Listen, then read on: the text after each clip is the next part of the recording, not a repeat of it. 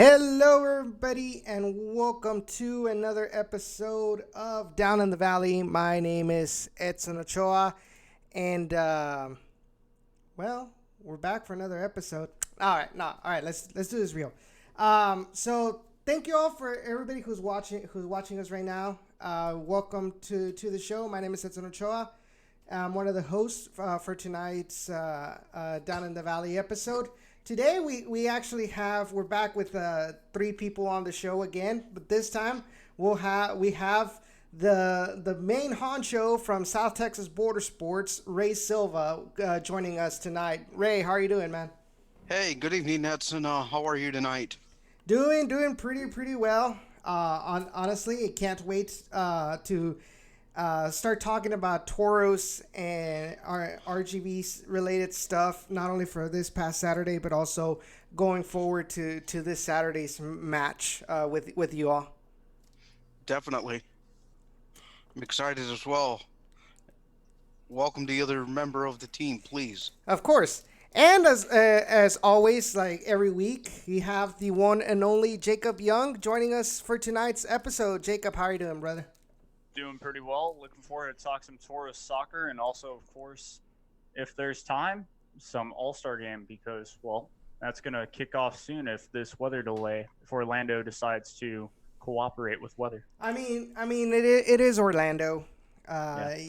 This is something that is 100% expected anyway. So I hear you're going to be having two screens on tonight, one for the show and one for the All-Star game. Exactly.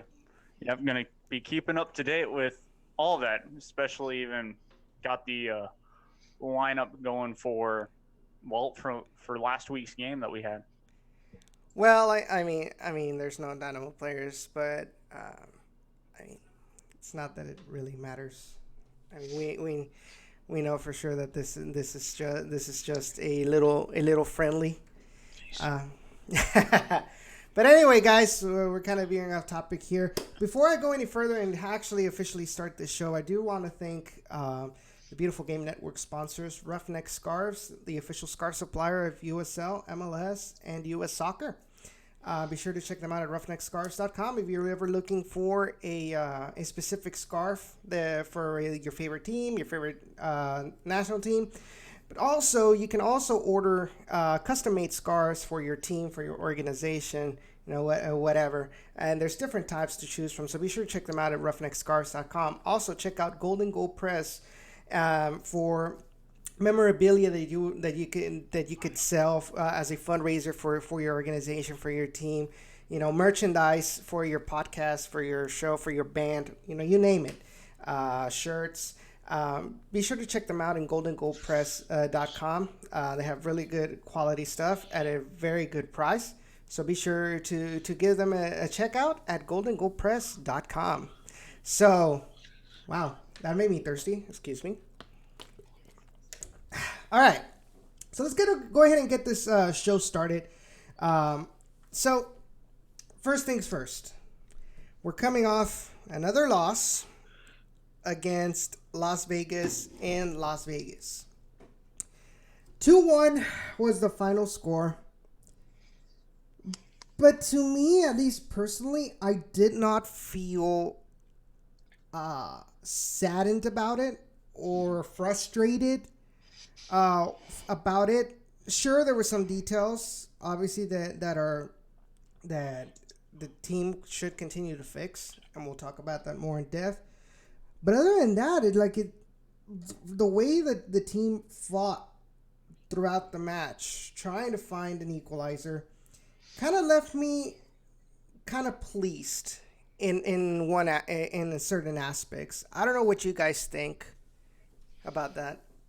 Yeah, for sure. It was an odd feeling. Yes, we did lose, but same deal. I wasn't necessarily just sure. After the full-time whistle, I was a bit frustrated, but afterwards I'm like, well, this is, and I even told Carson this is a pretty annoying place to play, and playing against 8,000 people is, in the USL, a pretty tough thing to do, especially when they got a pretty loud supporter group.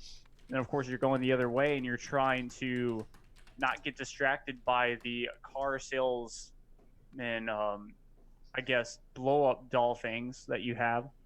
The ones that go up and down with their wavy arms. But yeah, it was just, they fought. Of course, what I'd like to see is them not give up a goal so early, and of course, well, not necessarily give up a goal on the road. But of course, it's very tough to do. And considering that they woke up right after that and fought was very impressive. And of course, having just some bad luck and having that second goal scored on. But other than that, they were still trying to get that goal. They still had opportunities, which was nice. Yes, you could have finished your opportunities a bit more as well. But all in all, this is what we want to see, especially on the road, us having chances. I think if we were playing even a San Antonio, I think we might have won that game on the road. And Austin Bold, same deal. So it's just the way that it fell. Las Vegas, tough place to play in general, and, well, we almost succeeded. Rae, what are your thoughts on this match? For once, I was glad to see a little bit of the road scoring hoodoo break a little bit. I'm glad that Carlos Small was able to become the franchise leaders in goals. Despite that being aside, I mean, I think there's like plenty of silver lining to take from this. However, there are about to there's still a lot of work for improvement. Hopefully, with this negative result that wasn't as negative, hopefully the team can start a new streak going at HEB Park. Yeah, I definitely agree with that because, we talked about it the last couple of weeks. The fact that not many teams can come back from losing permanently 2-3 players that were vital for your attack in the middle of the season when you're getting into a groove. And this team, you've seen their progression in the as these past weeks have gotten through, of how they're getting better, how they're starting to play more with each other and trying to link up in the attack. Kevin Rodriguez, Chuy, Carlos Small, Camilo Monroy. So they are putting in the effort, and you're starting to see some of the results.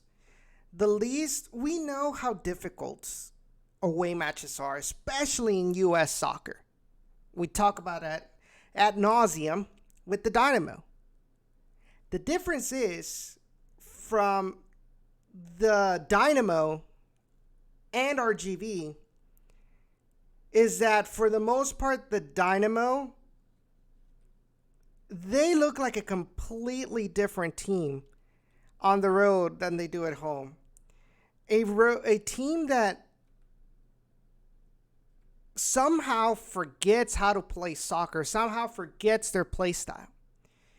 And at least with the Toros, when they play on the road, they're always trying to impose their play style in the match.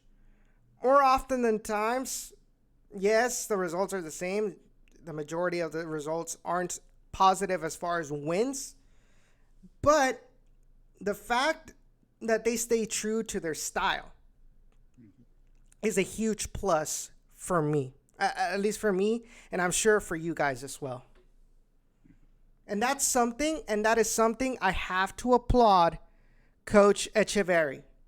The fact that he's not afraid, that he trusts his players enough to let them play how they play. And not change the play styles just because we're not playing at home. He trusts them enough that they'll be able to play how he has taught them how to play. That he doesn't have to be conservative just because he's trying to go just for the draw. Now, he's letting them go out there and try to get the win.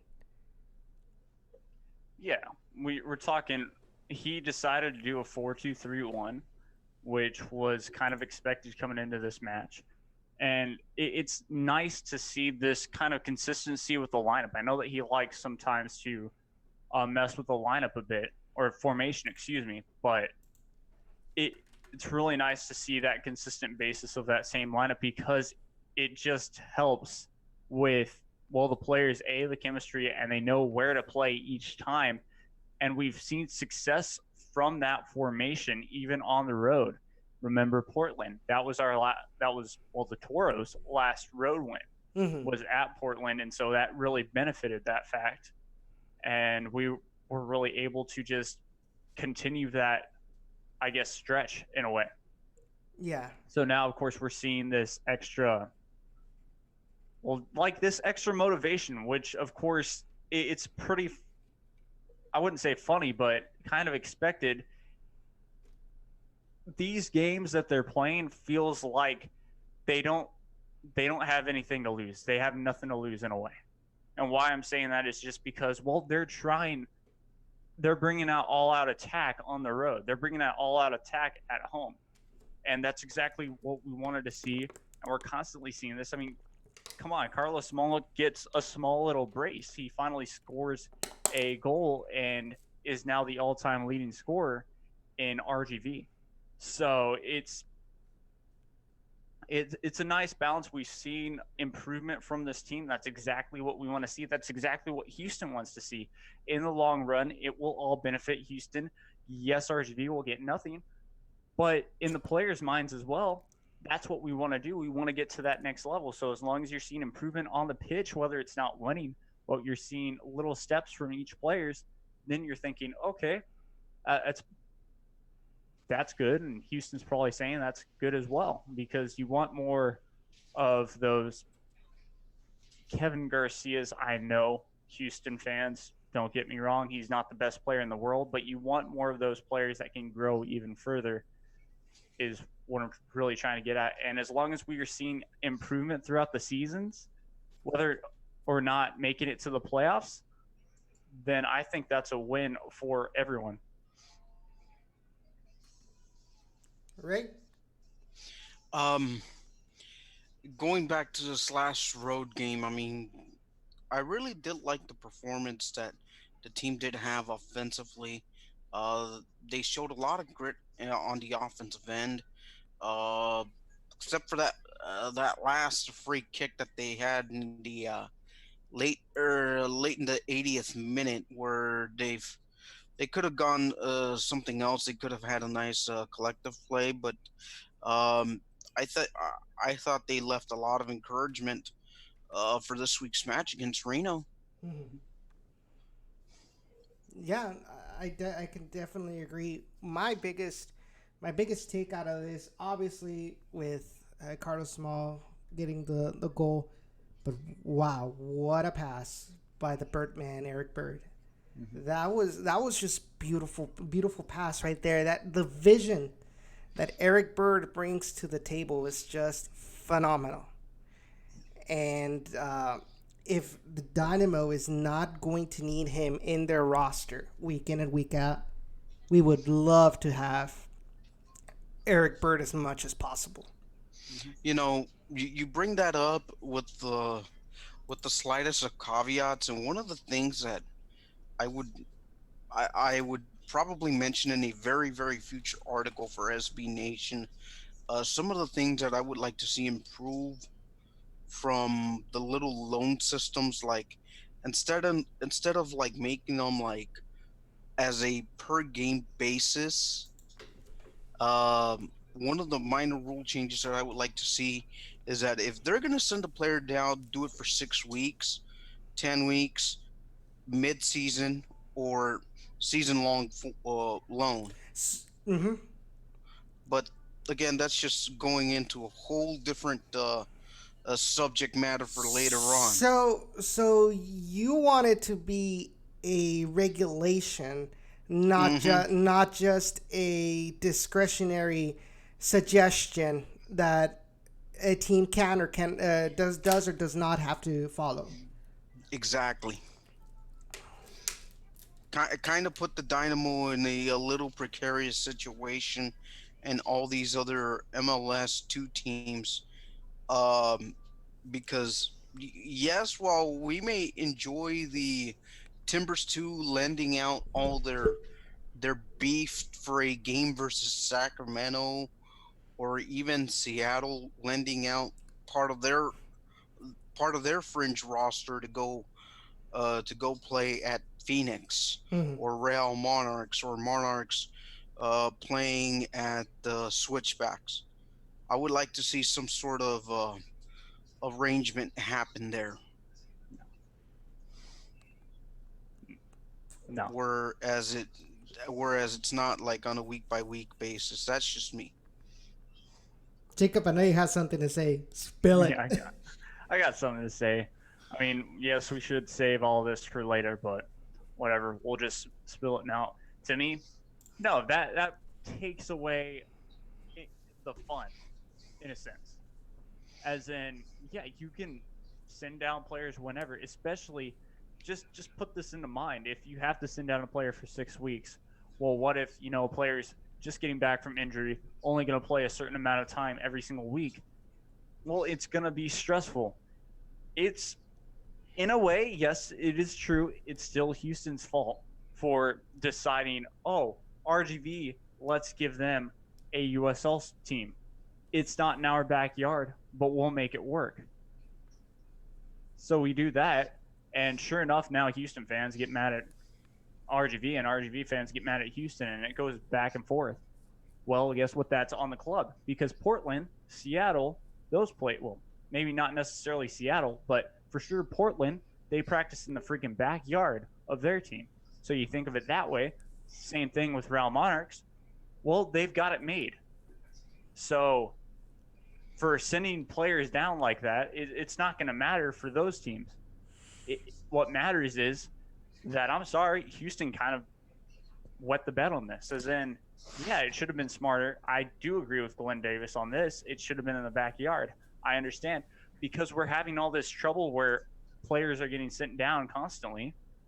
Yeah, takes away the fun. It's kind of our fault in the long run. Yes, it's great to have a team, and I love talking about this, but, well, we get from the Dynamo perspective. Yeah, but see, it's the same thing I've told Glenn Davis himself. I've actually told him, I really don't think that RGV is at fault here, because people like Glenn Davis, they talk about, well, RGV is so far away, our affiliate is so far away from us. We've had affiliates in Charleston. We've had affiliates with the Riverhounds. Yet I did not hear any complaints at all during those times about distance. Now, and it's just 6 hours away driving, maybe an hour and a half if you want to take a flight, which is rare. But now when it's a lot closer, now everybody's complaining about distance as far as RGV. I get his points. I definitely do, about being able to train with the first team, having the first team coach being able to watch the affiliate players, and be that serves as motivation as well, and some sort of seclusion that can happen from the Dynamo, how they handle their affiliates, because number one, the media here doesn't really even care about the Dynamo, much less they're going to be caring about what happens in the affiliate. But to blame RGV for all of this, to blame RGV for the shortcomings of this pipeline, is just unfair, given, like you said, Jacob, the circumstances were planned out on purpose by the Houston Dynamo like this from the very beginning. Mm-hmm. Yeah, exactly. It's just, it's their fault. They wanted this and they got it. So now, of course, they're complaining because it's all wrong. Well, then fix it. And like Rae said, yes, it would be smart. Yes, Rae, of course, you want something nationally. Well, in the long run, you're going to have something regionally, or it's just, okay, Houston Dynamo, you send one player down, you've got to agree to terms that it's probably going to be 3 to 6 weeks, a month or 2 months even. So if you do it that way, that would make total sense. I would get that. It's like Edson even has said for a couple of weeks now. Do it like the Houston Rockets. or not Houston. Do it like the Rockets. Do it like the Rockets and the Vipers. You send them down for a long period of time. I mean, we've seen it with House. We've seen it with Hartenstein. We've seen it with even Frazier. Multiple players. It's just it's that way, and it makes sense. I don't know why we haven't I'll implemented correct it you yet. a little bit there. I mean, if you want to go really further back, if you really want to drop the knowledge there on me, Jacob, Cleveland. I'll use the first name here, C.J. Watson. Yeah. He was never signed. He was never signed by the Rockets, but yet another NBA team was smart enough to pick him up. Yeah. And then it just became a snowball effect that a lot of other players have gone on to play for the Vipers and then eventually end up picking up NBA contracts like Tim Hardaway Jr., who is with the Mavericks, and countless others. Yeah. That were assigned to the Vipers or signed by the Vipers and were picked up by other. Wait. So you're telling me, Ray, that even in this hybrid affiliation between the Rockets and the Vipers have the ability to sign their own players? Exactly. Yes. ¿Qué les cuesta, Dynamo, carajo? Yeah. But Well, then that would just make us the new San Jose Reno affiliation, where But San is that bad? Jose. is that? Yeah, it's not. I mean, look at where Reno look. is right now. Well, Reno is pretty damn good. I mean, some of those players can actually play for other MLS teams, believe it or not, like one Corey Herzog or Duke Lacroix, who can really just. Those two guys are going to be the dangerous focal points of Reno. I'll tell you that much right now. Doing some little scouting, those two guys are the players to look out for. Yeah. I mean, the only problem that I would see in that is would RGV have enough money for all that, as in to pay the players? That's all that I would question. But other than that, I think it could work out if that were to be the case. Now, of course, it would be a bit of problems, but I think it could actually work. Yeah. Oh, well, I mean, just remember that year one, I mean, they backloaded it with a lot of USL talent. And yeah, there were some spare pieces sent down by the Dynamo, like your Joe Hollands, your Tyler Derricks of the world and whatnot. But I mean, hey, it was feasible. Yeah, but you knew that they were Taylor Hunter. That's another one as well that I remember. But we talked about this last week and the week before when we were talking to Harry about this. It's just interesting. We always talk about the first year, and it's just that the Dynamo at that time really did see some potential and took the Toros seriously enough to send decent top USL talent to the Toros, sign in with them to try to make this team successful. I mean, yeah, look who was coaching the Dynamo then. I mean, hapless Owen Coyle, Jacob's favorite. But at that time, I mean, Houston was just hapless, and their affiliate team was just like rocking on, Yeah, why was our affiliate rocking on? Because, well, we signed the players the way that we wanted to, or we got the players the way that we wanted to market the team, which was a championship team, which was pretty funny because we all know how that ended. It was a very sad night, but besides the point, the next season, we don't necessarily do too well once again. and then of course having to restart from the beginning with, of course, not necessarily the firing of the coach, but the coach leaving. We're talking about Junior here Mhm. to get awesome Tristan Echeverry. But that's a reset button in itself because now you got to get those players that Jerson would want. And then, of course, Jerson would have to agree with Wilmer on what players he would want. So it's a bit back and forth. It's pretty weird. Now, I understand if Houston necessarily, what they would have to do in general for this to work once again is okay, what coach or what players does Wilmer Cabrera really want? Because right now, I know that they're struggling for depth. Same thing with RGV. Now, of course, put your money together. Houston probably wouldn't happen. And boom, you put together a team that Wilmer would necessarily want, and then you bring it back, and it's the style of play the same way that Wilmer was coaching up there. So there's things that can be improved for sure. Will they? Only time will tell.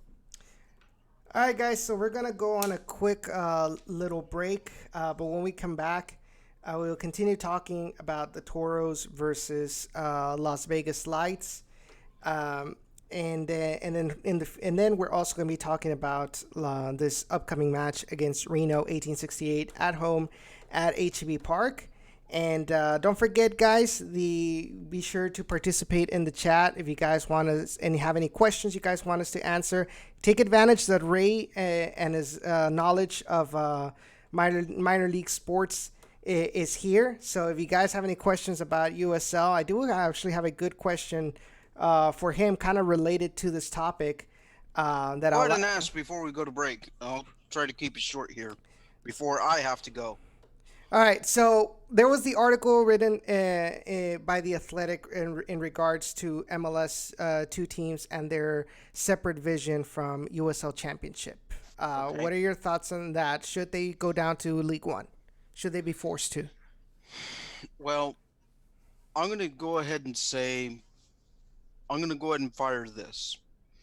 The Dynamo and San Jose affiliations are two very interesting cases.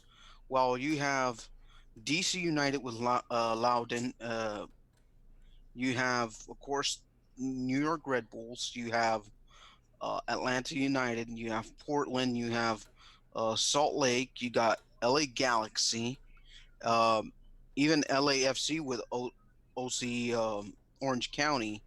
Let me continue going down the list. No, Colorado and Colorado Springs wouldn't necessarily count because Colorado Springs handles handles themselves pretty well. I would probably see like those two teams probably negotiate their way into League One, despite that the Red Bulls are doing very well for themselves, despite the lack of attendance problems. Now, you focus on San Jose, Reno, RGV, Houston. I think those two clubs would be a bit more viable for the championship just due to the structure of the affiliation. Because of the amount of competition in the USL Championship. And not only that, but more specifically, you dive into the Houston RGV situation. RGV has invested large sums of money to be a not a to be sanctioned as a proper Division 2 team, which they would probably meet all the check mark requirements for a Division 2 team. And in fact, we've hosted a few international events already. Mm-hmm. So that would probably get the blessings from USSF to let us be D2 or D3 if the club so desires at this point. Now, now talking Reno San Jose very quick, that's another interesting case. If they want to go D2, D3, they wouldn't necessarily fill in the check marks, but because of the investments that they've made, they would be pretty smart to be free to choose if they want to go 2 to 3. As far as the aforementioned 2 teams, um, I wouldn't mind sending them down only because of the structure of the clubs that they have. Hmm. I kind of hope that resolves that question there. Oh, definitely. I think it's a really good answer to the question, especially with this whole confusion that's lasted for a while about what the difference between the two hybrids are. And it's basically, and you said it right before, it's because Reno has the permission, resource. the resources to buy their own players if needed. And the Dynamo does not give the Toros that leeway. So that's pretty much it. No, So, well, despite not giving them that leeway of getting their players, I think it just happens to deal with the Toros front office being very organized in the fact that they've been able to invest and have their own academy, have their own stadium and facilities in which to play in. Because just imagine if the Toros were still playing at the practice fields or at the UTRGV soccer track and field complex. mhm, Just imagine that. yeah. I mean, just go that far, and quite possibly the Toros can easily be a D3 team if they were still playing under those conditions if the stadium wasn't finished yet. But now that the stadium is all complete, that it meets all USSF's requirements, and that it's hosted a few international games already, Mhm. why not? Yeah, we got to remember that USSF, it's all about money and marketing, and especially when it comes to giving some sort of exemptions. So we're gonna be right back in just a little bit. Let me go ahead and make the quick change, and we shall be back with more Down in the Valley. Don't go All away. right. Don't go away Thank just you. yet. Thank you, Edson. No, thank you so much, Ray, for joining us, and obviously for bringing in your insight. No problem. Hopefully, if you're able to stay a little bit longer, you can talk a little bit of what happened today in practice. It's not Yeah, gonna take long. okay. I'll join in the last session. I'll give you guys the stage here. Okay, all right. I'll send you the link in a bit. Thanks. All right, no problem. Bye. We'll be right back. Don't go away just yet.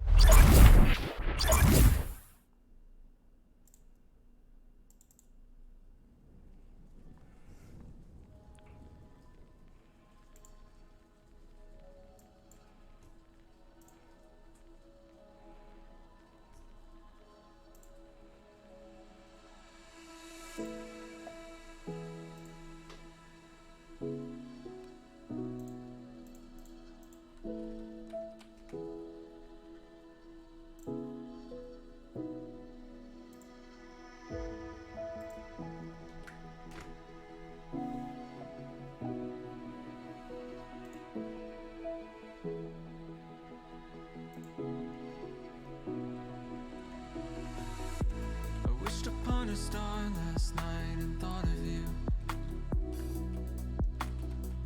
but it must have been a dream, 'cause you're not here.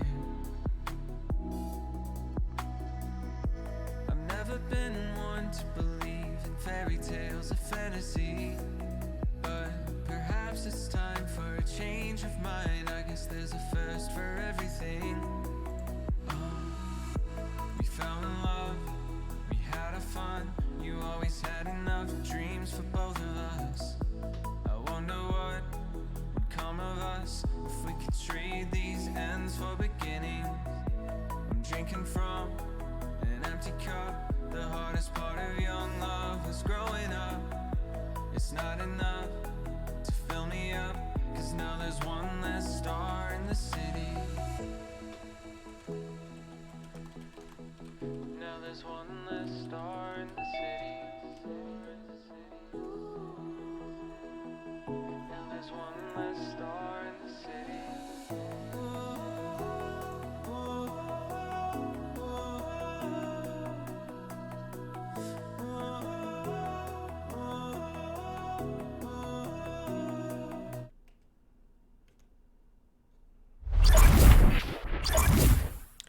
All right, guys, we are back for some more Down in the Valley, and so let's continue. Let's continue talking about the Las Vegas versus RGVFC match. One of my biggest concerns, and I talked about it in the beginning, that while yes, I did kind of not feel angry or frustrated about this match, there were some details that needed to be fixed, and this is the number one: set piece defending. That continues to be the Toros' kryptonite for some reason, not only just this year, but last year and previous years before. What can be done to be more aware in these kind of set pieces? I mean, yeah, that's a tough question in itself, but I think one thing that they can do is just stay on your man. You don't go anywhere else except for your man. It's kind of as simple as that. I know that we've heard Coach talk to us before about all of this, but of course it's kind of true. This should be one of the easiest things to fix, just due to the fact it is set pieces. There's always going to be trouble with those, but in the end, you should be able to get it down to where you can really mark and really be able to head the ball out. Now, given you're not going to not have a set piece conceded on you or not allowed every single match, but it should be a lot less of a percent of scoring a set piece against someone than it actually is for the Toros. Now, I don't necessarily know what could be done besides just trying to mark your man a bit better and try not to leave spaces open, and basically a man open that can score. Because we've seen it time and time again. How do set pieces get scored on is because normally you just leave that one person a little bit of room to where they can jump up, get their head on a ball, and put it in the back of the net, or even their foot on the ball. You just can't give them room.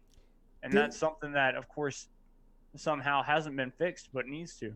I mean, we had the same discussion in the match against Real Monarchs. Was it Real Monarchs? I think it was, yeah. It was the match against Real Monarchs. I made the same comment that the Toros, it was frustrating to see that the Toros were constantly being beat in the air by the other team's attackers. Mm-hmm. And at that match, like the Toros were just so lucky that most of their contacts with the ball had very little accuracy on goal. And the one time at the end, they ended up scoring in a set piece after how many opportunities, and it just seemed that they never understood how to defend them.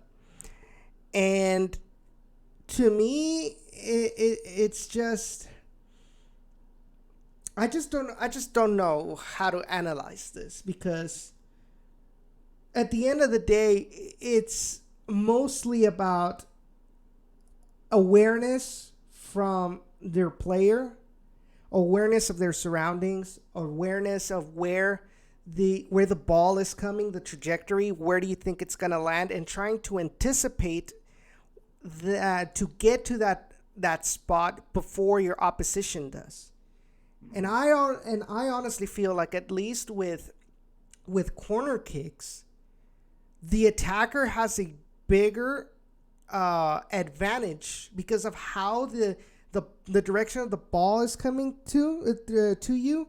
They have a bigger advantage of making a decent contact than the defender. Yep. Because the ball, the way the attacker is facing, the ball is, you're watching the ball head on. Whereas a defender, he's really, not only does he have to see where the ball is, he also has to see where their defender is, where his the attacker that he's marking is going to, Because if you're just staring at the ball, then that gives your opposition the opportunity to go around you or anticipate your move. So it's very difficult. I think you say it's easy, but to me, like analyzing it from the outside in, it feels it's a lot harder than people think it is, honestly. Yeah. Because of the all the multitasking that a defender has to do to be able to be good in defending set pieces. Yeah. But having said this, it's not like it's something that cannot be fixed, that cannot be learned, that cannot be practiced. It's just, and don't get me wrong, I'm pretty sure that they practice it every day of the week or maybe multiple times. It's just that the players need to take advantage of all the opportunities that are given to practice defending set pieces. Take advantage, get better at it, and then be able to implement it where it matters most, which is on the field, in an actual competitive game. Yeah. I mean, you're right, of course. There, yes, it is. It's easier said than done, I guess, is what I should have said for sure. Because I know these players probably practice week in, week out on the same exact stuff, set pieces, corner kicks, all this stuff. Because, I mean, let's be real. I think both sides of those need work, to be exact. You don't need to, because I know I've heard from, my friend Tekla or anyone, short corner kicks don't work half the time. You've gotta put a long ball into the box, and what I mean by that is just kind of air it out from a corner kick. So yeah, but I know that they would probably work on them both ways for sure.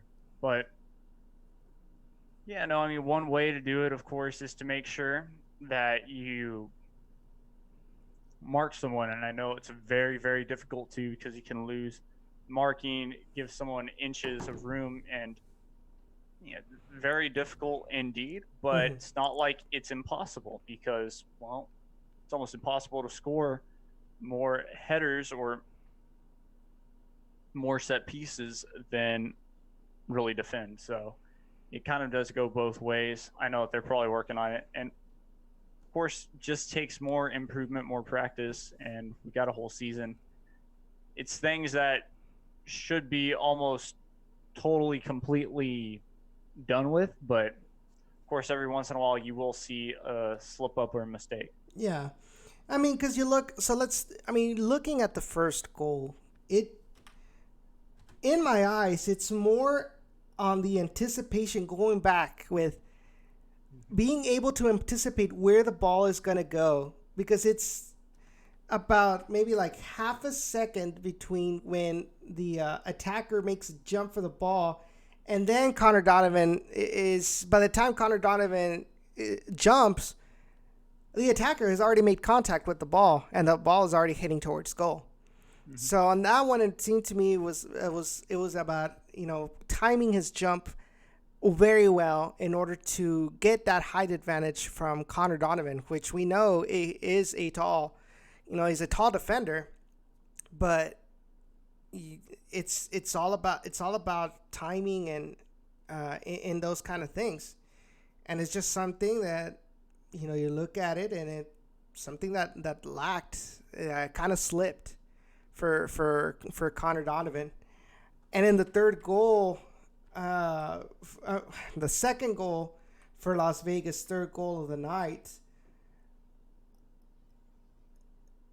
That is a really nice curled cross by whoever that was. I'm trying to remember who, number 24. But fact of the matter is, 24 was Jose Villarreal. Number one, I think Andrew Samuels gave too much space, too much time to Jose Villarreal to think about what he's going to do, to see that Irvin Parra was making a run towards the first post and be able to calculate how he was going to take the cross. Had there been a little bit more pressure by Andrew Samuels in that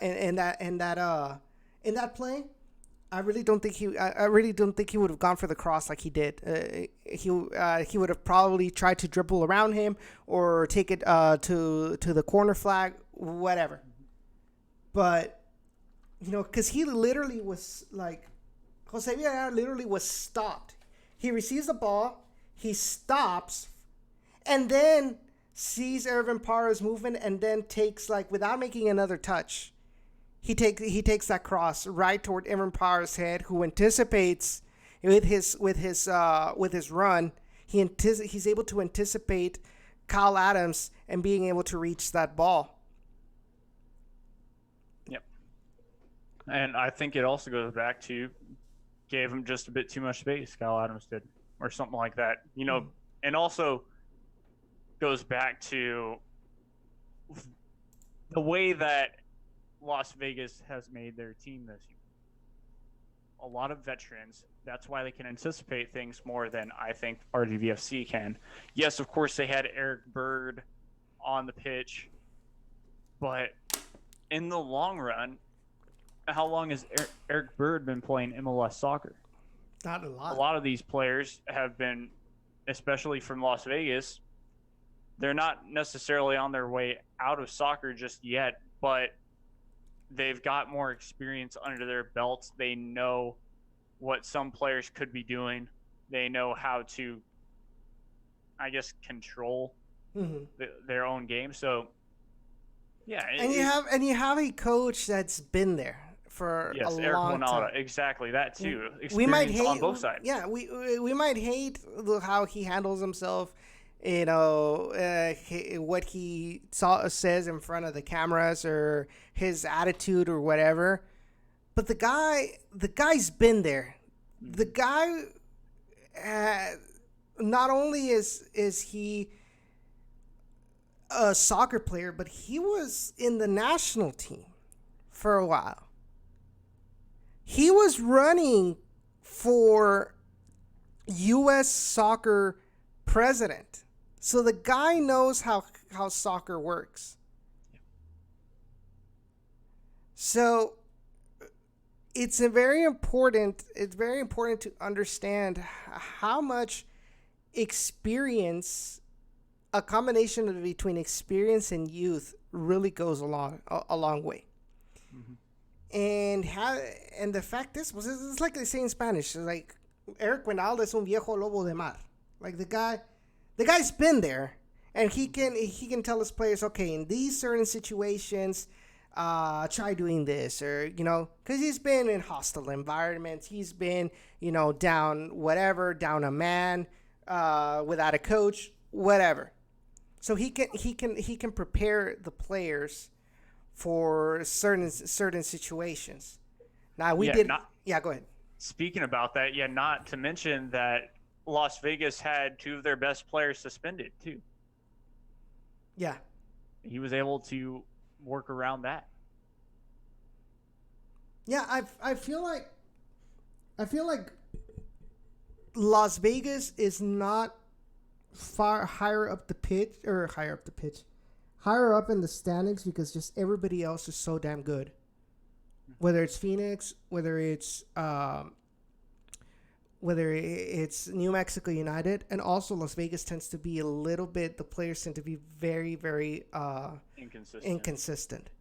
Mm-hmm. One night they're winning. I mean, just take a look. Like they were winning 5-1. I think they won 5-1 the day before they played here at HEB Park on April 20th. I think they won 5-1, and then they end up losing 5-1 against the Toros at HEB Park.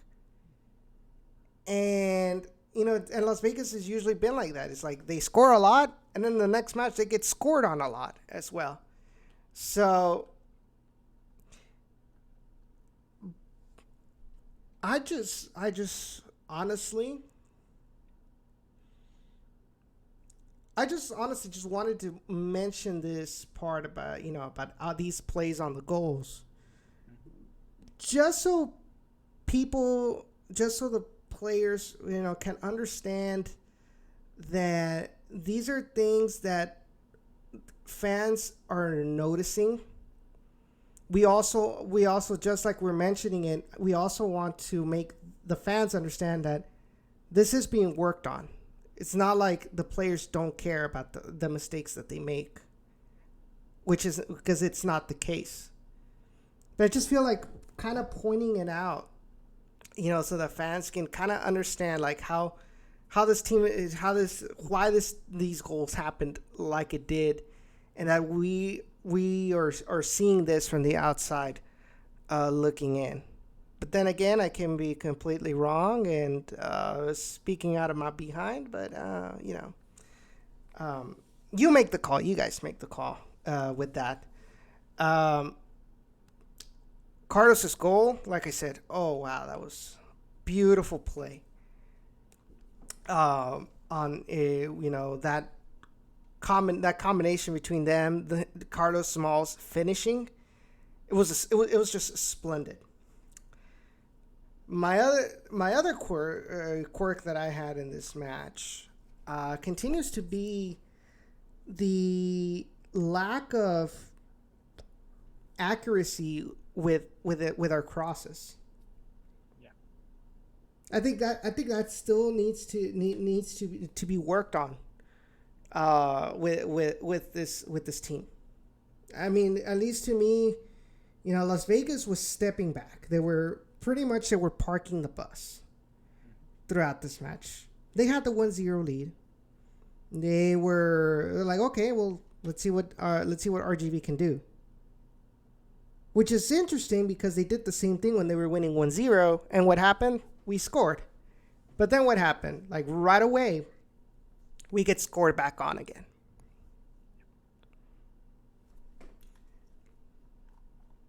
Yeah, it's not like the first time that's really happened where we've gotten scored on almost instantly right after the goal.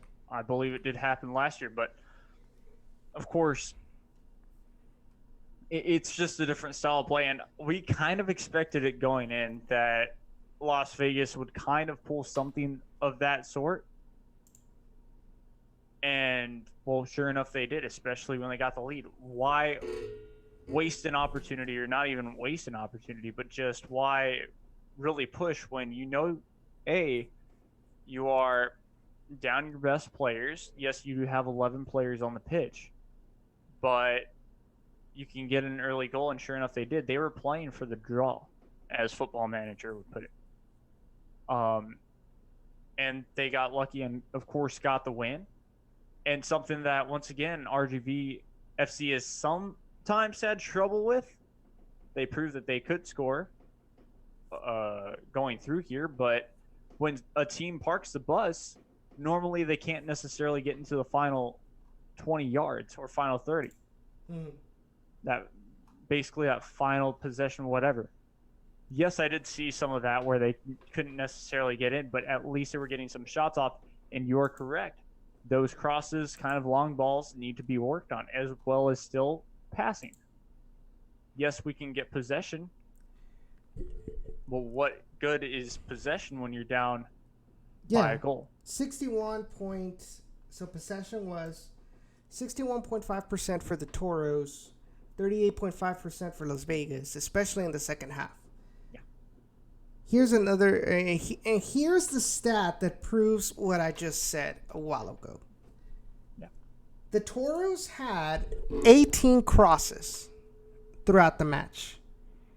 I want you to guess what the percentage accuracy was for the crosses. Oh, gosh. 10%. 16.7%. That is still very low. Yeah, super. How? When you have that much possession, and you know that the team is inviting you to the attack, the best thing you can do is get chances on goal. But how are you going to give your strikers the opportunity to get that shot on goal if your distribution to them in the way of crosses or whatever doesn't reach them, whether it's easily intercepted by the keeper or the defenders, cleared out by the defenders, or it goes haywire, like it goes nowhere near where your teammate is, you're not giving yourself the opportunity to go to find that equalizer, to find that winning goal if you can't get the ball to who you need it the most. And speaking of that, at least the Toros had 14 shots with 6 of them on target at 42.9%, which isn't bad, considering where we were starting the season with what, like 20 or 30% accuracy or something like that. Mm-hmm. But if the fact that Las Vegas were kind of leading you to find go look for a cross into the box, and our wingers were not able to be accurate in that aspect, it is kind of worrisome in some sense. I don't know how much it worries you, at what level it worries you, but it's just something that needs to be said. Because 16 point something percent, that is really, really low. Yeah, for crosses and things like that, it's really low. It's a reason why I think we're seeing struggle on both ends of the floor, just like we said, for set pieces. And once again, you got to do something with the possession. Mm-hmm. So you're being invited in, not necessarily having an opportunity, having a chance to shoot on goal, yet you're going to try. And maybe going back to one positive thing, at least we're seeing an improvement with shots. Yeah. We used to see half of that, maybe 6 shots total. Mm-hmm. And maybe 1 or 2 of them on goal. Now you're looking at 16 shots on goal, or 16 shots, and 6 of them on target. Great. Now we continue that up. 20 shots on goal, 10 on target, something like that, 50% accuracy.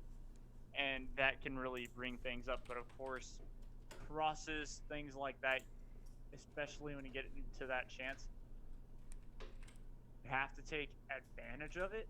And you've got to know, not necessarily when to cross, but you just have to put the ball on target when you cross the ball.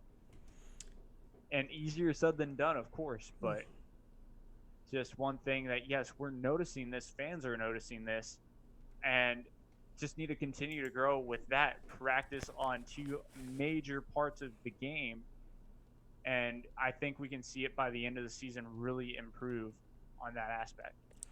Especially if you want to make it to the next level, which is MLS. Yeah, exactly.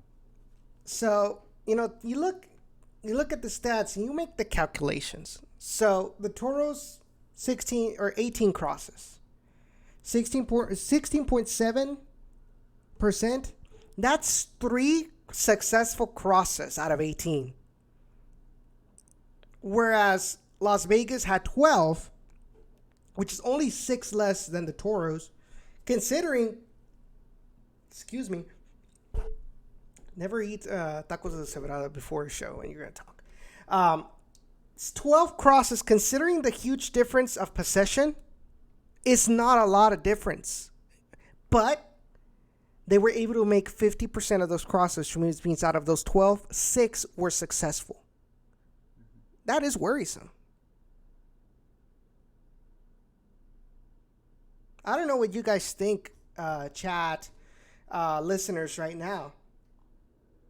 But it's something that definitely needs to be improved if this team wants to make it to playoffs and be competitive in playoffs in USL. Maybe in the Dynamo point of view, forget about championships, forget about playoffs, whatever. if you want as a player to make it to the Dynamo, to make it to MLS, and you're a winger, you have to be more accurate than that. Because we already, at the Dynamo, we already have enough problems with our depth with crappy crossing. Whether it's Tommy McNamara or Marlon Hairston or you name it. The inability to break open a defense that parks the bus because your crossing isn't accurate at all, then the level of play needs to rise. Hey, looks like cute doggo. The level of play needs to rise if you want to be successful at RGV, and if you want people to give you the benefit of the doubt once you make it to the Houston Dynamo. Because right now, and I'm being honest here, it's a very uphill battle if you do make it to MLS. Just ask Michael Salazar. Just ask Kevin Garcia. Just ask Charlie Ward. Just ask Eric Bird. The fans here in Houston have little to no trust or faith in RGV players that have been signed by the Houston Dynamo. The only one was Memo Rodriguez, but that's because Mames was a homegrown player. So, and he's a good player. I'm not saying that that's the only reason people like him. He's really good. He's really good in MLS. But coming in right off the bat, people don't have a lot of faith in you because they have never seen you play, or they have no idea what you bring into the table. And when you're having games, whether it's Leagues Cup or the BBVA Classic or Open Cup, and you are missing shots on one-on-ones, guess who I'm talking about. If you're losing your marker, you're losing your man when you're marking, you know who I'm talking about. If you can't cross accurately, or if you commit dumb fouls and get carded, and get red carded, especially, wasn't an RGV player, specifically an RGV player, but you know who I'm talking about. Then the fans are gonna be less than willing to give you a second opportunity to redeem yourself. Just ask Kevin Garcia. First couple of games, he was played in a position that wasn't his. Everybody hates Kevin Garcia to this day. Or most people, most fans of the Dynamo hate Kevin Garcia to this day. And now I think they hate Coach more than they hate Kevin Garcia for Coach keeping him in that same exact position. No, trust me. Like which I agree. The fact that, given the circumstances against Seattle, you had no reason to bring in Kevin Garcia and take out AJD. You needed organization in the attack. And the fact that he told me that Coach Cabrera told me that he brought Kevin Garcia in because of his ability to hit the ball, but most of the time Kevin Garcia was out in the wing in a position to cross and not doing it, losing the ball, and instead of being on the box like Coach said he wanted him to be, then of course people are gonna be mad about that substitution. Now, granted, as a CB, he hasn't looked half bad most of the time, but I think people expect better instead of just the bare minimum out of these players, whether it's warranted or not. That's your discretion, Jacob, because I know you're very vocal against fellow Houston Dynamo fans sometimes on Twitter. But sorry, Callow. Big shout out to Callow. but the point is that's just the harsh reality of this pipeline. Is there's very little wiggle room to test the waters once you make it to MLS.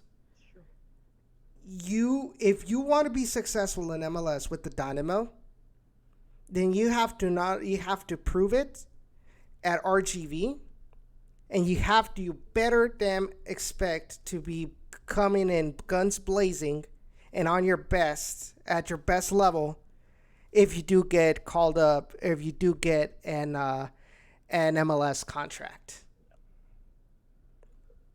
Yeah.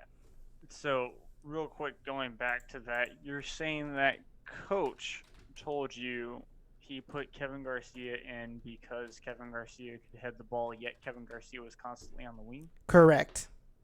And I have the audio to prove it. Okay. In Spanish. Okay, this is... I mean, the live stream is there from the press conference from last Saturday night. Well, that's a shame. Because I don't think I can defend this man any longer.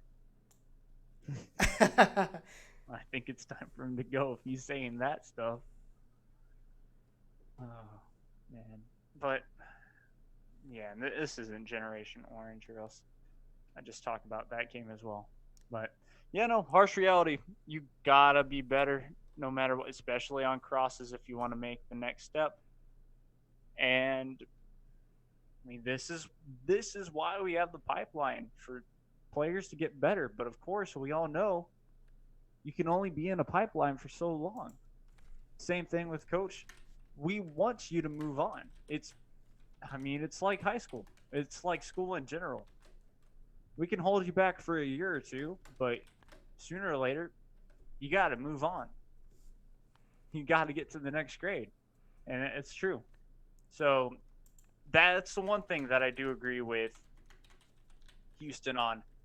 At least maybe minimum to maximum 3 years. Mm-hmm. If you aren't improving in 3 years, yeah, you are never going to make it to the MLS. Or you're never just going to make it to the next level in general, whether it be in MLS or not. And my biggest gripe about that is, like, we've had players that have improved. Todd Warden, Kyle Murphy, you get the point. Yeah. It's players that had been on the rise. Captain Warden was captain, for crying out loud.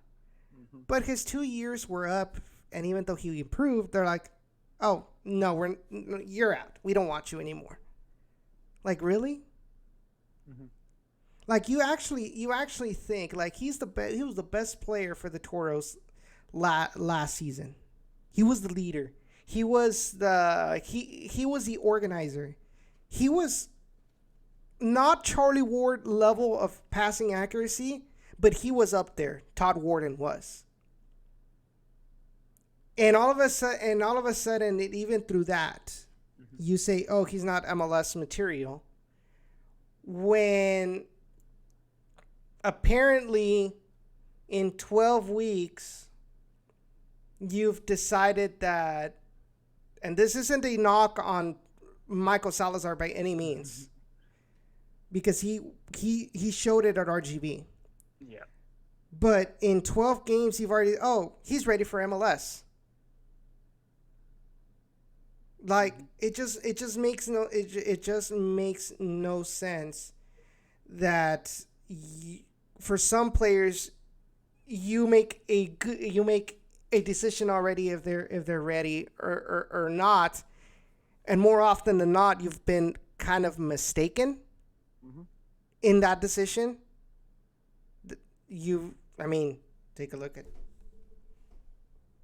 Charlie, Malky, Kevin. Yes, Kevin and Memo have been playing a lot. But have they really shown to be MLS starter fighting players? Yeah. Yet with Todd Warden, you're like, you make the decision, oh, he's not ready. To me, it just doesn't make any sense, because he was already getting in the groove within the system. Maybe he might not have been 100% MLS ready right then and there, but you could have kept them in order to have kept the spine of this team. Don't get me wrong, Chalene and Romilio have done a great job. But like I said a couple weeks before, can you imagine this team with either Romilio or Isidro along with Todd Warden? Just imagine. It would be exciting. Of course, going a bit back on it, in his defense, you would see,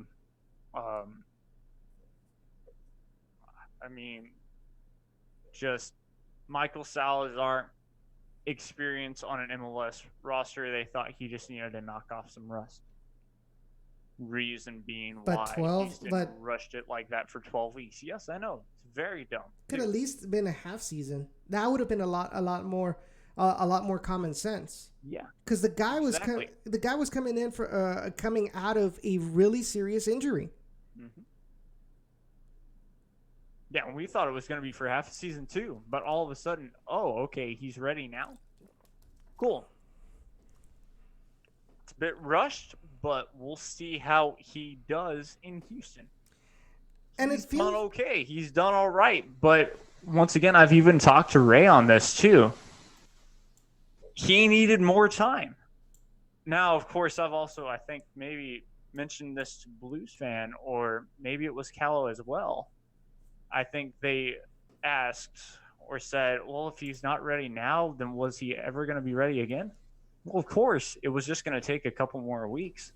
It was going to take more than 12 weeks, 12 games, whatever. So. But the fact is that this was all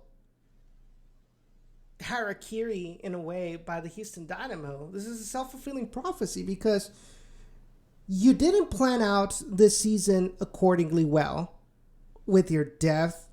You relied too much on Mauro Manotas. You knew coming into the season that Ronaldo Peña was injured. Yep. And somehow you didn't prepare and say, maybe let me bring an extra guy over to have some depth that's ready. And you wouldn't have to rely so much on bringing and rushing Michael Salazar from his groove with RGV. Mm-hmm. It's true. And then also, with Malik Foster, there was another opportunity right there to find some depth, or to kind of polish some depth for Albert Elise. Yeah. Yeah, exactly. Considering that close to the start of the season, everyone was expecting Elise, especially if he kept that hot streak going, to go to Europe. Now, I know that ship hasn't necessarily sailed, but that fire of that conversation has gone down tremendously. It goes back to rushing players. We wish we didn't really necessarily see that. And it's on the Dynamo front office in the long run. Why? It's on Cabrera and Matt Jordan. Let's not be afraid to say it. Yeah, it's on everyone, not just Cabrera and Matt Jordan, in my opinion. Matt Jordan, yes, he does do the scouting, but there's also another level of, well, you got to agree on it. You've got to make sure that the board is saying, okay, go for it. Go get this player. So, yeah, honestly, on everyone, it does start off with Matt Jordan and Cabrera, just to be smarter. Okay, Simple I just think that if the Dynamo are incapable of handling two rosters with the Dynamo and RGV, I still think that they should give the Toros a little bit more leeway to be closer to Reno than an MLS2 team. Because if they cannot handle building two squads decently, so that way you didn't have to rely too much on one or the other. Mm-hmm. Why not give RGV the opportunity to bring in some players that they might need for their exclusive use? Because the complaint is, well, RGB is based on a roster that's 100% decided by the Dynamo. Yes, that is very true. But that doesn't mean you can just do whatever you want with this roster as you please and not expect it to have some negative impacts, whether it comes to attracting a fan base or the development of the players, et cetera, et cetera. I don't see what the big problem is, or why the Dynamo is very reluctant to kind of loosen the reins on RGV and have them a little bit of more not go full blown independency, but kind of let them handle their roster. Give the Dynamo not some sort of independency, but a help, like a financial help for the Toros roster. What I mean is more along the lines like, okay, if the Dynamo has a certain amount of budget for not only RGV but also Dynamo players, obviously, then allow maybe 2 or 3 players that RGV somehow, let's assume that somehow they get enough money to bring in 2 players. Yeah. May call them maybe players that are on their way out. Yeah. We had the opportunity, according to some people, not sure how accurate this is, but we did have the opportunity apparently to sign Aldo Farias. Not Aldo Farias. Aldo Enigris, who was in Liga MX legend. That's what the rumors say. I'm not 100% sure. And even if it wasn't true, it serves as kind of an example.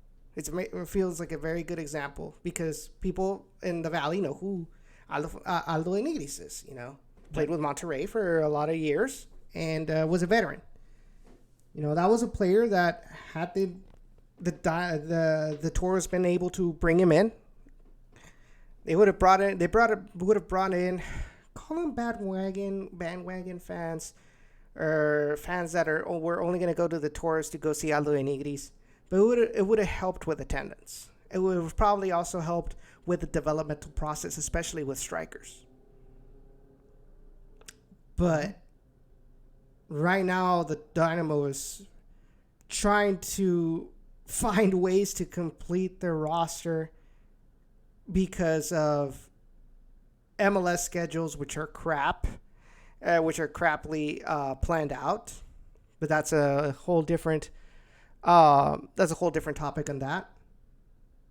And then you leave the Toros with a situation. Oh crap! Now I'm missing 3 of my key players. Now I have to start almost from scratch again in the front, and that's exactly what happened. Yeah. Yeah, it's true. You say financial help. It's pretty funny to me because they don't even help themselves. And yeah, if that's true, it also goes back to, well, why wouldn't the Dynamo want to sign it? Because their philosophy is sign the young guys.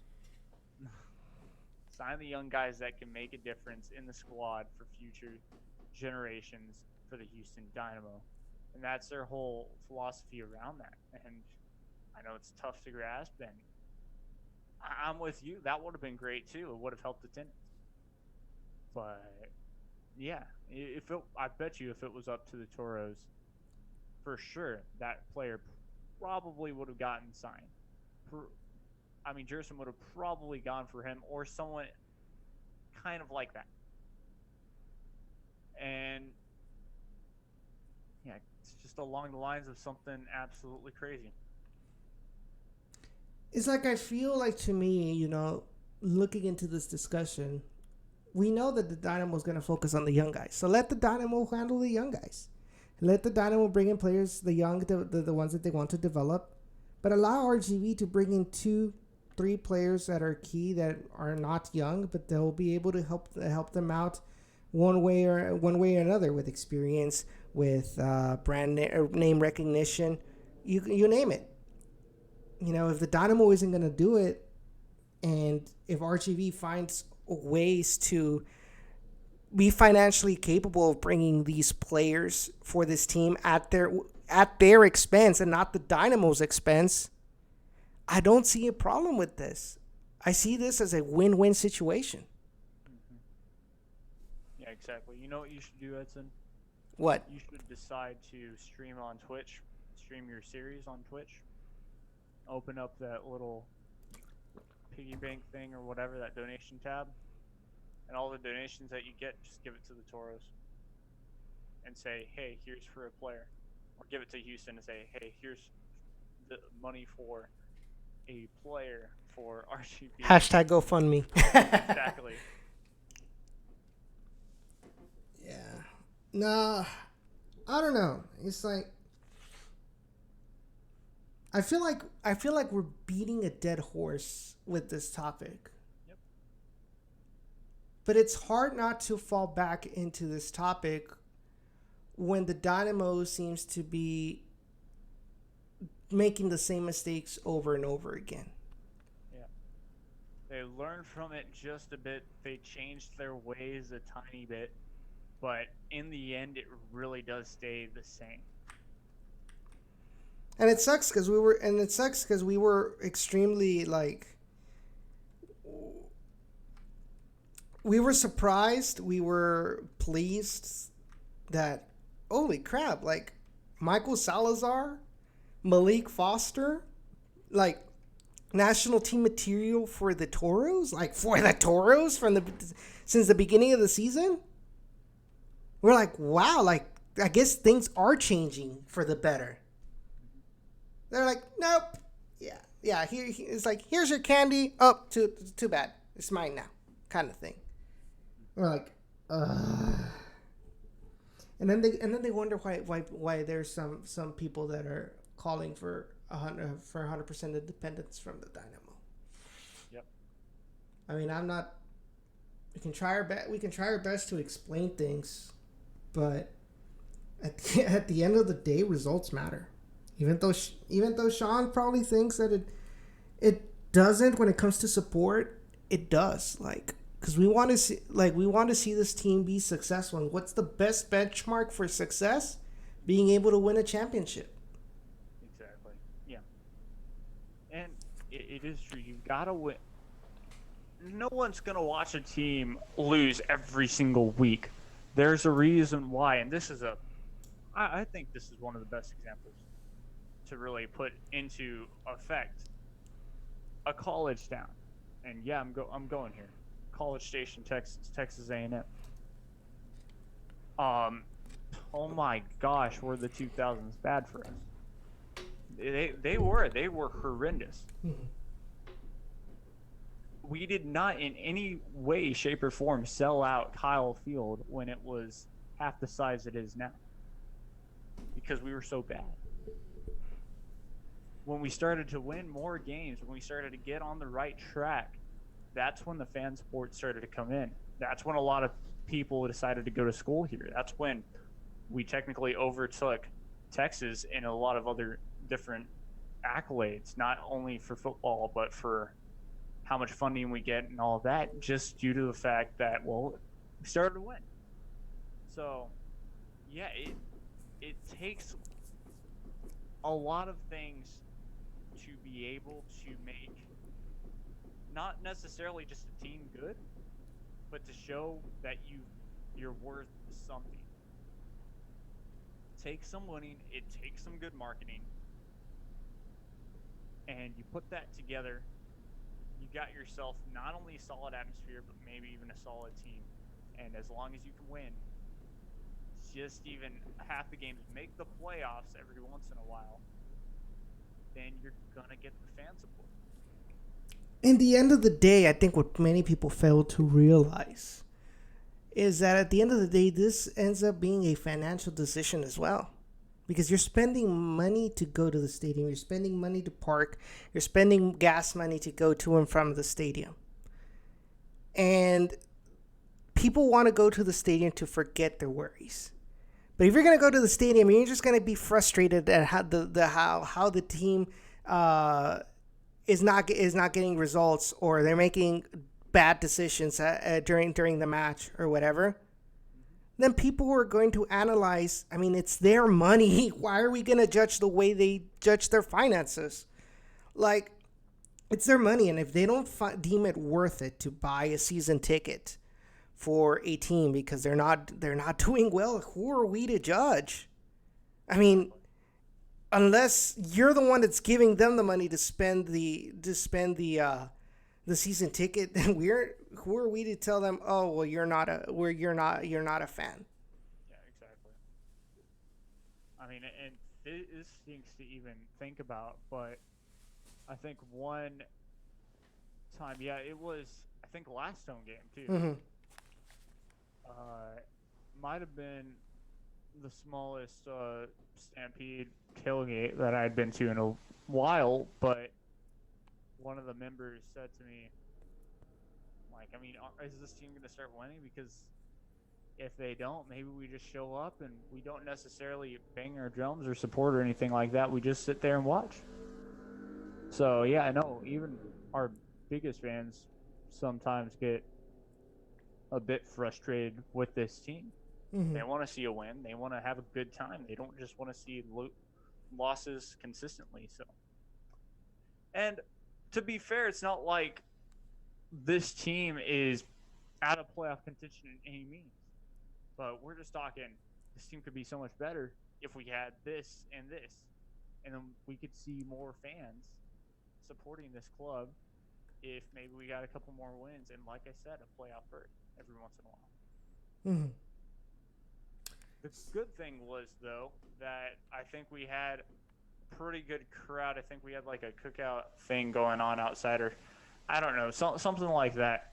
But either way, I do recall seeing the largest crowd in a while. I think we hit 4,000 that game, or close to 4,000. Mm-hmm. And we actually were able to get a victory. And the crowd was really into it, and we took advantage of our chances. It could have been last game as well, but I just recall that. And so that, of course, benefits. They want to see exciting soccer. They don't want to go home kind of disappointed, like, oh, great, they missed this opportunity. We're getting super excited. You could hear the energy in the stadium it was building. I think we even, discussed this, that there was a different energy in the stadium that week, especially given the fact that we were able to score. So people like that. Yeah. And unlike us, who see the passion, who see the connection, or like see this more than entertainment, let's not forget that we are the minority. The passionate fans are the minority. Most of the fans that go to a stadium tend to be not that connected. Like they're more proactive, they're more reactive than proactive in supporting this team. You know, they're the ones that go and watch it for the entertainment value, because it's basically what it is in the true business sense. A soccer team is entertainment.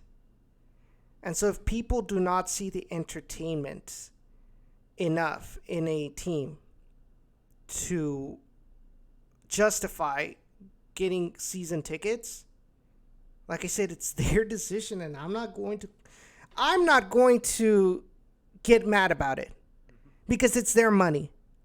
Others might. I'm not going to control what they think either. But at a personal level, I'm not going to tell them what they can and cannot spend their money on. If they don't want to go to the games anymore, if they don't want to buy merchandise or whatever, that's on them. That's their money. Whether we think it's right or wrong, it's their money. They earned their money through work or whatever. Who are we to tell them what they can spend their hard-earned money on? If they see a value, a better way to spend their money somewhere else, then kudos to them. Yeah. But it's up to the team. It's up to front office. It's up to the other fans in general as well.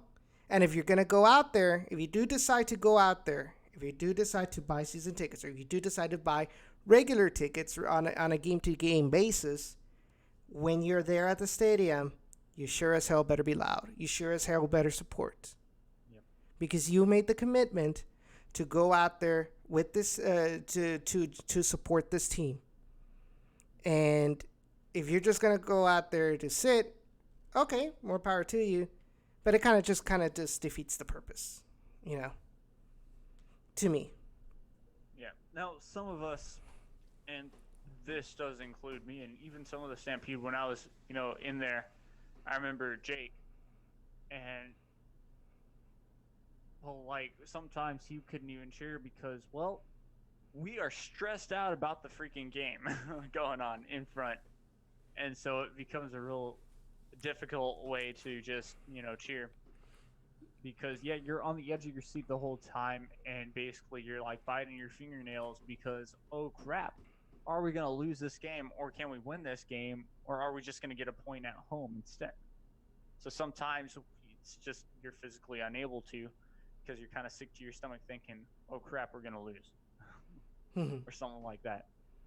So sometimes it's really difficult to cheer, but yes, when they score a goal, you better be freaking loud on your feet right after. Exactly. So Blues fans said it's happened year after year, and I see it as a true detriment to not only the fans of RGV and the club itself for stature, but to the players that end up riding pine here at Houston. He's talking about the loans and the lack of timing from the Houston Dynamo when making those decisions. And I definitely agree, Blues. It's affected the Toros negatively when it comes to attendance. I mean, at the end of the day, we might not like it. We might like it or not. But the most of the fans that don't go out of their way to go in week and week out to a match, what they're interested of is entertainment, how fun the games are, but also, can they win? Yep. Can they give a good showing? Because at the end of the day, this is a competition. This is a competition to see who's the best. 100% true. And I know it's not a very liked point of view from fellow fans that listen to us, whether down in the valley or Gen Orange. I know it's not a very popular statement to say, but at the end of the day, this is the more casual fans, their biggest priority is winning games. Sure, you're not going to win all games, but don't make mediocrity the norm. If you're going to lose like the Toros did against Las Vegas, where you put your soul right on the line trying to find that equalizer. Don't lose like the Dynamo have lost many, or don't lose like the Toros did against Sacramento in 2017, where they just gave up. Against, I think, who was it? The Realm Monarchs on the road. Didn't we lose? I mean, that's the episode that, of course, you kind of went off on one particular player, but at the same time, it was true. We lost very badly. Don't lose like that is what I'm trying to get at too. Or at least fight. At least make it obvious that you're fighting for your reputation. You're fighting for the crest on your shirt. And I mean, speaking about fighting, that's what the Toros have been doing for half this month or so. As in, yes, they've been probably fighting for the whole month, but they've had to regroup considering they got 2 players kind of taken away from them, taken for grass. And of course, what I mean by that is Malik Foster gone with his new club, and Michael Salazar, same deal, of course, this time with Houston. And then now we might be getting one more player back, this, who knows, sometime this month, this new month, which would be August. But yeah, we're starting to see a different type of trend. We're starting to see them fight, and that's great, and that's what we want to see. We want to see victories, of course, like actual 3 points. But it's the small things that also matter to us as hosts of this show, I guess, because we're seeing the growth. We're seeing Carlos Small has technically gotten out of his slump. Chuy Henriquez, of course, after having 1 game off, I think he started. Yes, I didn't necessarily see him a lot versus Las Vegas, but I know that he's got a fire in him, ready to light that up and play even tougher. And I mean, the list goes on. We're seeing improvement and just growth. And in the long run, that's what we want to see. We want to see that fight. We want to see that growth. We want to see those wins. The fans want to see wins, of course. And that it's great. So as long as you're fighting, as long as you're improving, showing these fans you do care, and putting up points like versus Reno, 3 points is a must. Versus the next 2 games, because I believe that the names are on the road. Yeah, we got Switchbacks and then San Draws, Antonio. Man. Get draws, maybe get a win at San Antonio because you've proven that you have. Mm-hmm. And you can probably get a win on the road, considering we just watched you play a better team, Las Vegas, that was actually on their A game that night at home. So what's great about that is, like I said, even if that was like a San Antonio squad, I bet you RGVFC would have come up on top, come up victorious. So I think they are capable of winning a road game coming up. And I think those little improvements, as long as they're improving. And I think the best match to get a road win would be against Colorado Switchbacks, because at the end of the day, Colorado Switchbacks are still trying to get their groove on. They kind of struggled this season, so I think it's the best opportunity to make a statement going into the South Texas Derby in San Antonio. But moving on from that, because we still have not talked about the Reno match, and I am surprised that this thing has not given me a notification that time is running out. Let me see, because I do want to talk about Reno, and Rae actually was going to give in some insight about Reno 1868. He kind of hinted about it when he was here, and I would like to hear his thoughts on that as well. But I always like to talk about the nitty gritty, which is the stats. We know that stats don't play once those 90 minutes start, but it gives you a general idea of what direction these two teams are coming from. So, Reno 1868. Oh, Reno. The last time we played them, we played at Reno at Greater Nevada Field, and they completely pummeled us 4-0. I'm trying to remember what match that was. Oh yeah, I remember. It was the one after Austin Bold.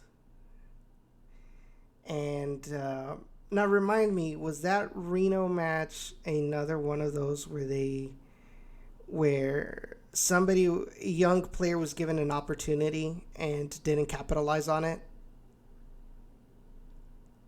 I think that was the month of not capitalizing on opportunities, considering also bouncing back from losing key players. I believe that was a point that did lose a couple of players here. I'll go back to it as well. 1968, yeah, the 4-0 loss. It wasn't that great of a match. I believe I barely watched it. It was just a very, very poor effort in a sense. I mean, Carlos Small gets subbed out pretty early. Dunwell was starting, and he gets subbed out. So that's one thing. Lemoyne was a very interesting lineup, I guess, to say the least. Because it was, like I said, Dunwell there, Lemoyne. You see that man. You see Lemoyne started a couple of times as well as Brad Dunwell, but not necessarily a lot. And Adams, Donovan, Samuels, and Viveros, I believe. Yeah, Carlos Viveros. Viveros, yeah. That was another guy that had his opportunity in first time. And, of course, yes, he played as well, I believe, that game as people expected him to. It was just a very interesting lineup, to say the least. And I think that's really what kind of gave Reno an extra opportunity to just go forth on goals. If I'm not mistaken, yeah, that was just a month of not being able to score as well. Before I go on with this, my question is, how long is it going to take the Dynamo to realize that at this moment, Sam Junqua is not at the level of Robert Coronado? Do not know. But also, I mean, I'll one-up you on this. How long did it take last year for Houston to kind of alert themselves and say, well, our affiliates aren't doing too well. Our affiliate isn't doing too well, to be exact. In the USL Championship, you pay a lot of money for this team and stuff like that. And then, of course, you get a visit from that Matt Jordan to see what the heck is going on. And that was last year. So when will we kind of see that sort of deal go on, to where we see Matt Jordan maybe coming back down to the Valley to see what necessarily needs to be done, what necessarily needs to be changed, and actually listen to the people down here at the Valley, whether it's the coaching staff, the front office, whatever. This needs to be a two-way relationship and not just a one-way street. But going on with that, so the last time, like I said, the last time we played Reno, we lost 4-0. That happened on July 3rd. Since then, Reno has defeated OKC Energy 2-3 at OKC, defeated LA Galaxy 2-1 at LA at Dignity Health Sports Park, lost 4-1 against Orange County SC, and then defeated Colorado Springs Switchbacks 4-0 at home.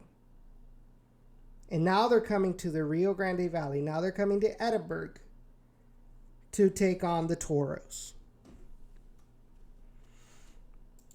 You're talking about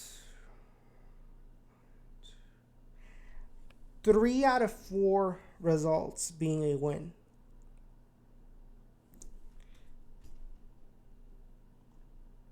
It's going to be a really, really tough match for the Toros, honestly. Now, as far as the players that they have, thank God that they don't have Dane Kelly anymore. Holy crap.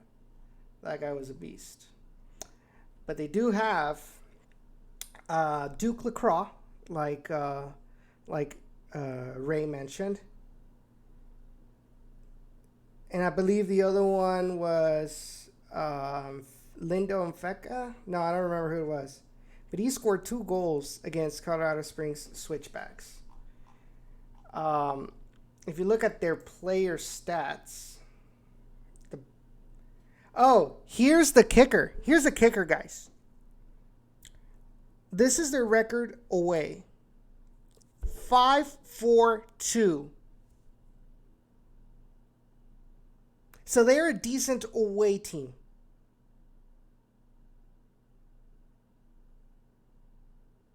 Just think about it. Decent, but 5 wins on the road's pretty freaking good. I'm trying to maintain some sort of positivity here for us. But yes, that's in a league where, if you look at the standings, hopefully we'll be able to see that.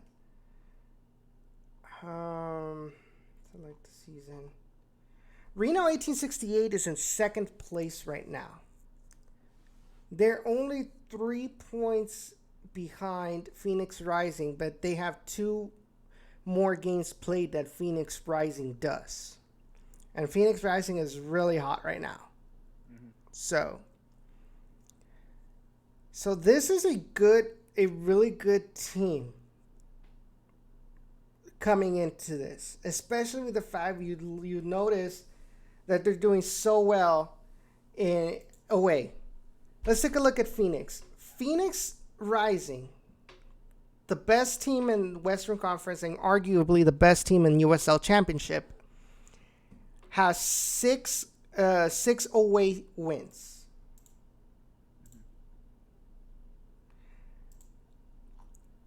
The next one is Fresno. Fresno has only 4 away wins. You could say that's about average number of away wins. Austin Bold has only 2 away wins. So Phoenix and Reno are the exceptions to the rule. And that's what worries me. What worries me is that unlike other teams in the Western Conference, where the Toros can say, well, they can capitalize because they don't tend to be very good, or teams don't tend to be very good away in U.S. soccer. But these guys are. We held Phoenix Rising to a 1-0 loss. Mm-hmm. Yeah. But they still got the 3 points from HA Park. Exactly. So that's my biggest worry about this match. How good Reno 1868 is away. Yeah. And you also talk about that, how good they are away and things like that. Yes. But we held, once again, that Phoenix game was about 3 weeks ago or so? 3 to 4 weeks ago, something like that, a month ago almost. My point is that, well, the Toros have technically improved a lot more since then. They've finally gotten, of course, that goal that we have been searching for. We finally got over the hump of losing. Yes, we could have taken a lot more. We could have, cashed in a lot more opportunities, a lot more chances at our last home game.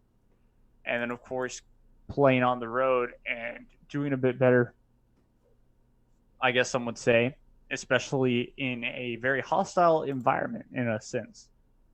I mean, I wrote it on Twitter. I still believe this when I say it.